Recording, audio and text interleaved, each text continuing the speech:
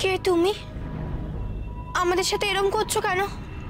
আমি একটা খুব জরুরি কাজে নিজুমগা যাচ্ছি, দয়া করে আমাদের যেতে দাও। আমি যক্ষকন্যা, এই জলাশয়ই আমার বাস। আমার 3টি প্রশ্ন আছে, সেই 3টি প্রশ্নের উত্তর না দিয়ে তোমরা এখান থেকে এক পাও এগোতে পারবে না।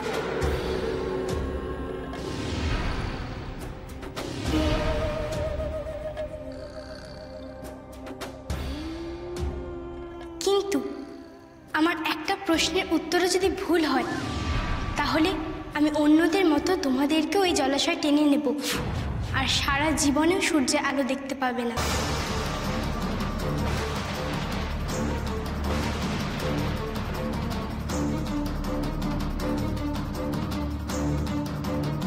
এ আবার নতুন কোন বিপদে পড়লাম আমি? কি প্রশ্ন করবে এই যক্ষকন্যা? না না, এই সময় মাথা ঠান্ডা রাখতে হবে আমাকে। এদের সবাইকেই যক্ষকন্যার হাত থেকে বাঁচাতে হবে। ঠিক আছে যক্ষকন্যা, তুমি যা বলছো তাই হবে। শুধু আমার একটা অনুরোধ আছে তোমার কাছে। কি অনুরোধ বলো? তোমার সব প্রশ্নের উত্তর কেবল আমি দেব। যদি না পারি বা ভুল হয়, তবে শুধু তুমি আমাকেই জলে টেনে নিও। এই অবলা প্রাণীদের দয়া করে তুমি ছেড়ে দাও। বেশ, ছেড়ে দিলাম এদের।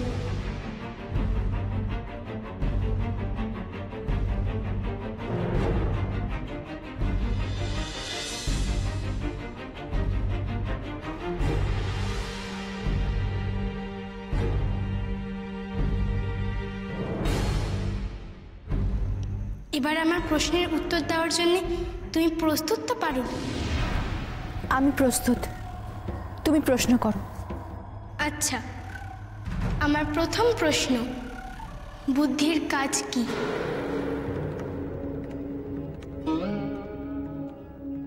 আর আমার দ্বিতীয় প্রশ্ন, বাতাসের চেয়ে দ্রুত গতি কি?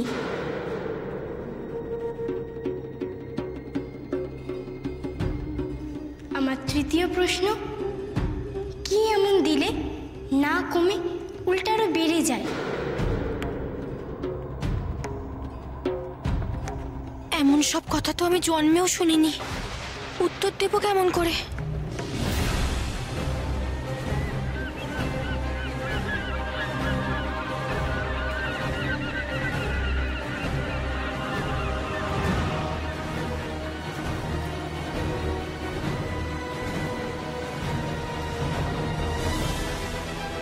ঝড় উঠেছে, প্রকৃতি হঠাৎ অশান্ত হয়ে উঠেছে আজ। পারুল এখন কোথায় আছে কে জানে? রাজা চন্দ্রাদিত্যকে কি খুঁজে পায়নি এখনো সে?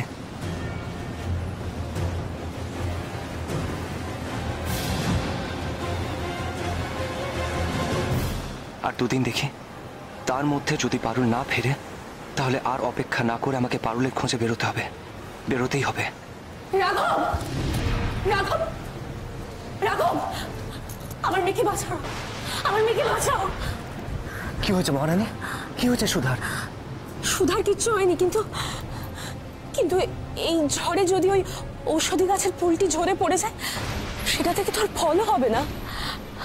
আর ফল না হলে, ফলটাকে বেটে দুধের সঙ্গে আমি যদি সুধাকে খাওয়াতে না পারি, তাহলে যে সুধা আর কোনোদিনও সুস্থ হবে না। শান্ত হন মহারানী, শান্ত হন। ঈশ্বরের উপর ভরসা রাখুন। ঈশ্বর কখনো সুধার কোনো ক্ষতি করতে পারেন না। যত ঝড়ই আসুক, আমার বিশ্বাস ওই ঔষধি গাছের ফুল অক্ষত থাকবে।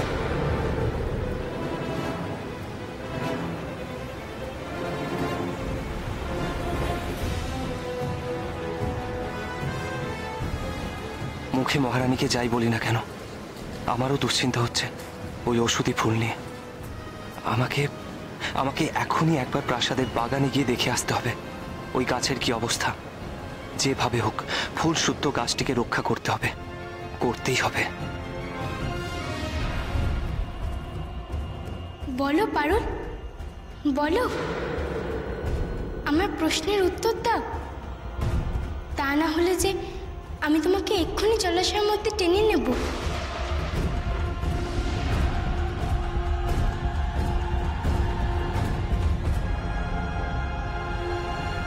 আর তোমাকে সারা জীবন ওখানেই আমার সঙ্গী হয়ে থাকতে হবে। আর কোনোদিন জলের ওপরে পৃথিবীতে তুমি ফিরতে পারবে না। হার মানলে হবে না, আমাকে এই যক্ষকন্যার প্রশ্নের উত্তর দিতেই হবে। কিন্তু কি উত্তর এই প্রশ্নগুলোর? বুদ্ধির কাজ কি? বাতাসের থেকেও দ্রুত গতি কি? কি দিলে কমে না, উল্টে বেড়ে যায়? কি এর উত্তর? ইস, এই সময় যদি কোনোভাবে পারুলকে সাহায্য করতে পারতাম।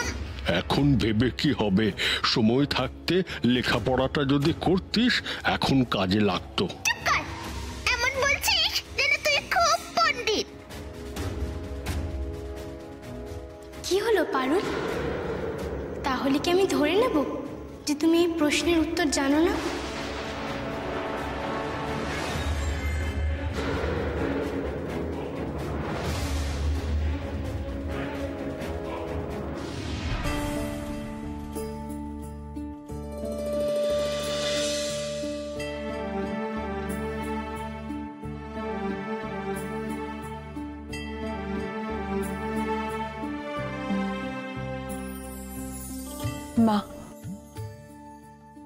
মা, আমার যাত্রা যেন শুভ হয় মা। আমি যেন পারুলের খোঁজ পাই।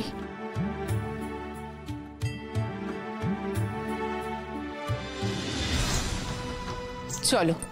কিন্তু মহারানী, আমরা কোন পথে যাব? আমরা তো পদ্মবিল চিনি না। জঙ্গল পথে কারো কাছে জেনে নেব আমরা। ভুল করলাম। বুলবুলি যখন এসেছিল, বুলবুলির কাছেই জেনে নিলে ভালো হতো ওই পদ্মবিলের পথ। এখন কি যে করি।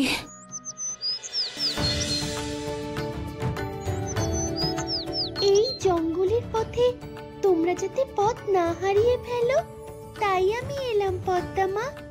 চলো, আমি তোমাদের পথ দেখিয়ে নিয়ে যাচ্ছি।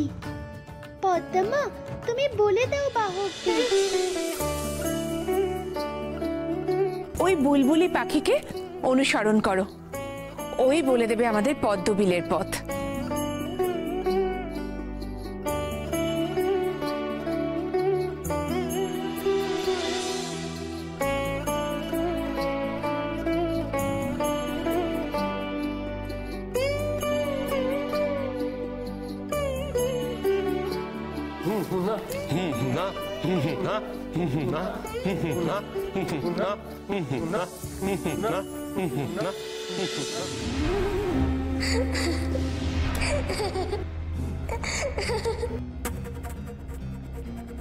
তার মানে তুমি আমার প্রশ্নের উত্তর দিতে পারবে না।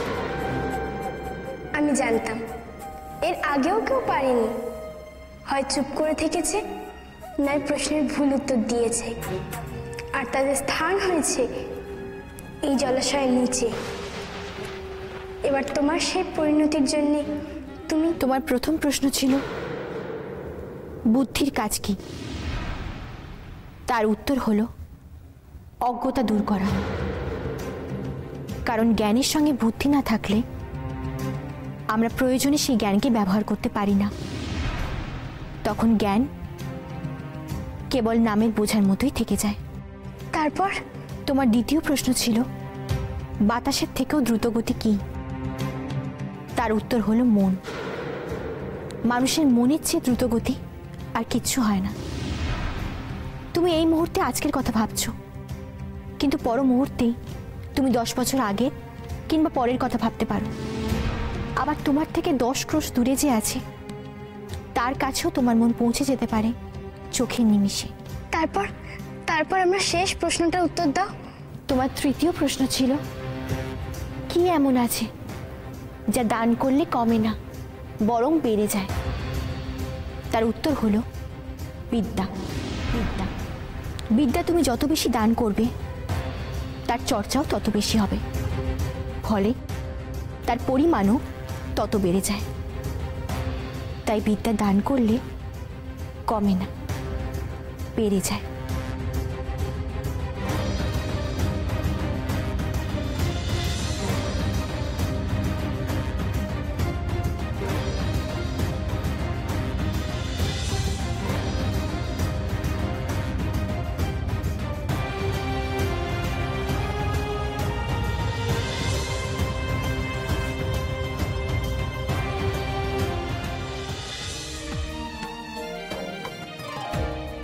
আজ আমার সাপ মুক্তি ঘটালে। এক দেবতার অভিশাপে আমি এতদিন যক্ষলোক থেকে বিতাড়িত হয়ে এই জলাশয়ে একা একা বাস করছিলাম। সেই দেবতা বলেছিলেন কেউ এসে আমার এই 3টে প্রশ্নের সঠিক উত্তর দিলে তবেই আমার মুক্তি ঘটবে, কিন্তু কেউ সঠিক উত্তর দিতে পারতো না, আর আমারও মুক্তি হতো না। তাই আমি রেগে গিয়ে তাদের সবাইকে জলাশয়ের নিচে আমার সঙ্গী করে রেখে দিতাম। কিন্তু কিন্তু আজ তুমি আমার সবকটা প্রশ্নের সঠিক উত্তর দিয়ে আমার মুক্তি ঘটালে, তার সঙ্গে বাকিরাও মুক্ত হলো।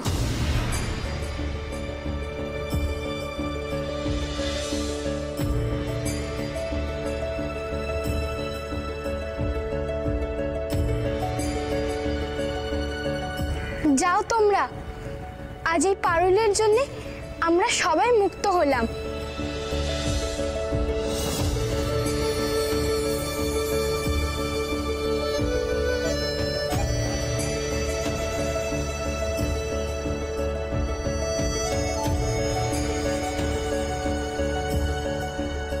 এবার আমাদের বিদায় দাও যক্ষকন্যা, অনেক দেরি হয়ে যাচ্ছে আমাদের। বিদায় বন্ধু।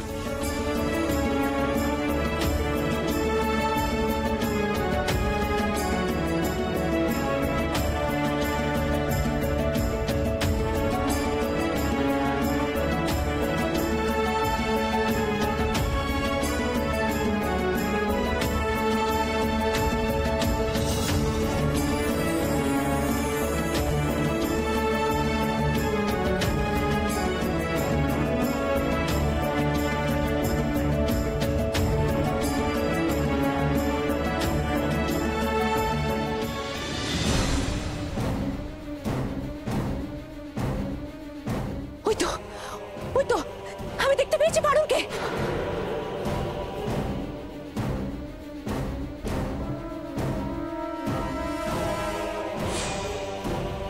ওই যে জঙ্গলের মধ্যে দিয়ে ছুটছে সর্বনাশী পারুল। গুরুমা, আপনি ভালো করে দেখুন জঙ্গল দিয়ে যে ছুটছে এটা কি জঙ্গল, মানে কোন গাছ আপনি একটু বেশি বেশি দেখতে পাচ্ছেন, ভালো করে দেখে বলুন তো। এ তো খুবই জঙ্গল দেখতে পাচ্ছি, শুধু শাল গাছ, ভর্তি শাল গাছ।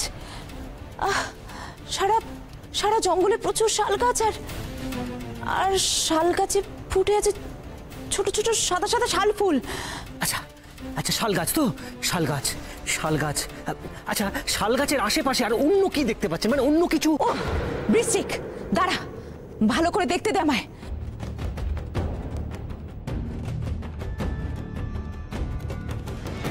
জঙ্গলের জঙ্গলের পথটা এঁকে বেঁকে গেছে। হ্যাঁ, পারুলের সঙ্গে দৌড়াচ্ছে বাঁদর, তার আগে আগে আছে কাঠবিড়ালি আর খরগোশরা, আর সামনে রয়েছে যা। কি হয়েছে কি মল্লিকা, ওরকম থামলি কেন? কি হলো, কি হলো মাতা, বলুন কি হলো?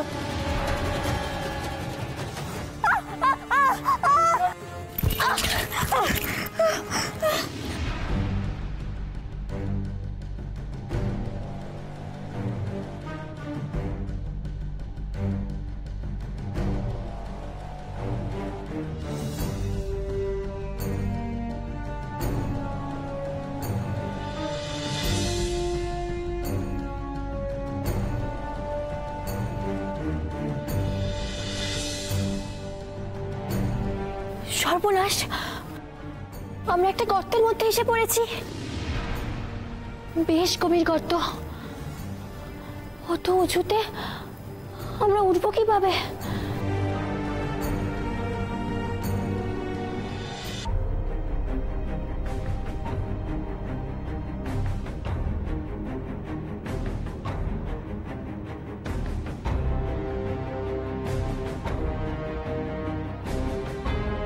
গর্তের এত উঁচু দেওয়াল বেয়ে উপরে ওঠা একেবারে অসম্ভব।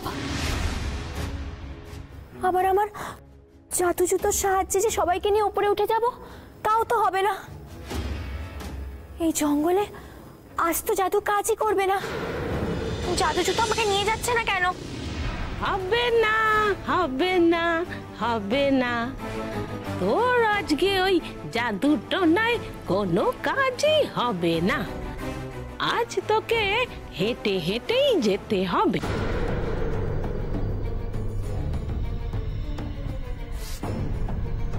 কেন ঠান্ডি? জাদু জুতোয় কাজ হবে না কেন? আমি তো এই জুতো পরে বহুবার কত জায়গায় গেছি। যখন যেখানে গেছিস গেছিস, আজ তুই এখান থেকে যেতে পারবি না।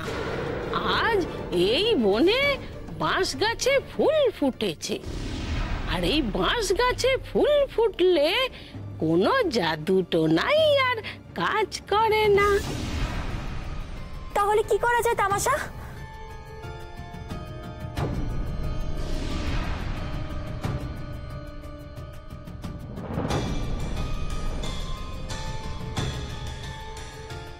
দেয়ালের গা দিয়ে একটা বটের ছুরি নেমে এসেছে দেখছি,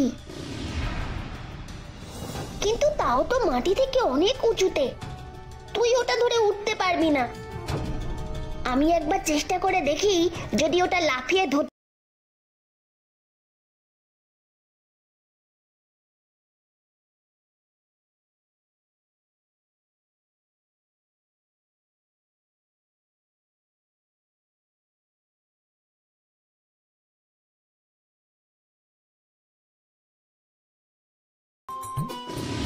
কিরে, কে হলো?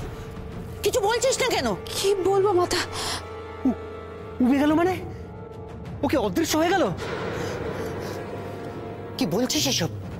পারুল তো অদৃশ্য হতে পারে না, তাহলে উবে যাবে কোথায়? আমি তো পারুলকে ছুটতে দেখছিলাম, তারপরে দেখলাম হঠাৎ করে সামনে একটা গভীর গর্ত, তারপরে তো পারুলকে দেখতে পাচ্ছি না। দেখ আবার ভালো করে, নিশ্চয়ই থাকবে। যাবে কোথায়? দেখছি মাথা, আমি আমার চিরশত্রু পারুলকে দেখতে চাই, পারুলের অবস্থান জানতে চাই। পারুল প্রকট হোক আমার চোখের সামনে।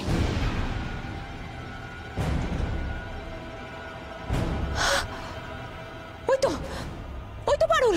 কোথায় আছে এখন সে? কি করছে? পারুল একটা গভীর গর্তে পড়ে গেছে।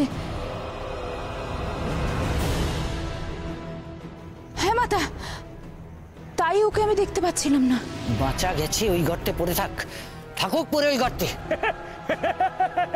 ভালো হয়েছে গুরুমা, ভালো হয়েছে। ওই গর্তের মধ্যে পচে মরুক।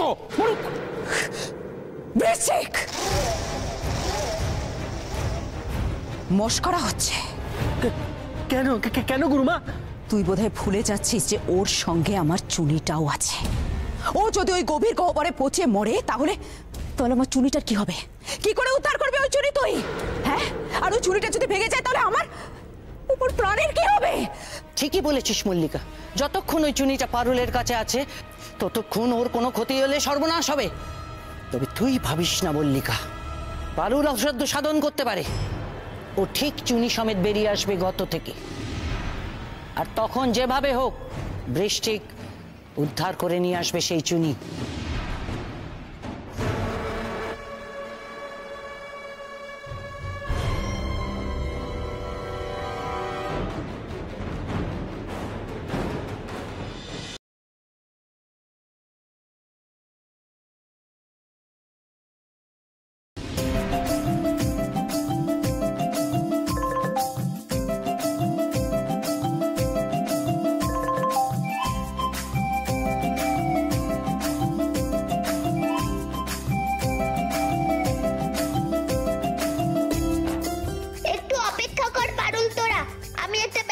করছি।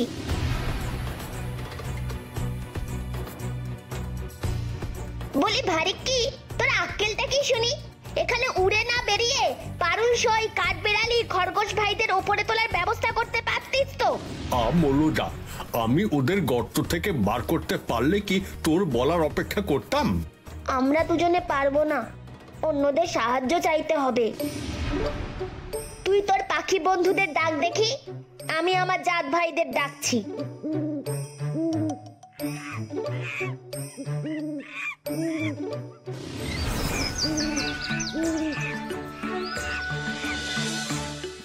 কি হলো? কি হলো? কি হলো? হচ্ছে কি হচ্ছে? কি হলো? কি হচ্ছে?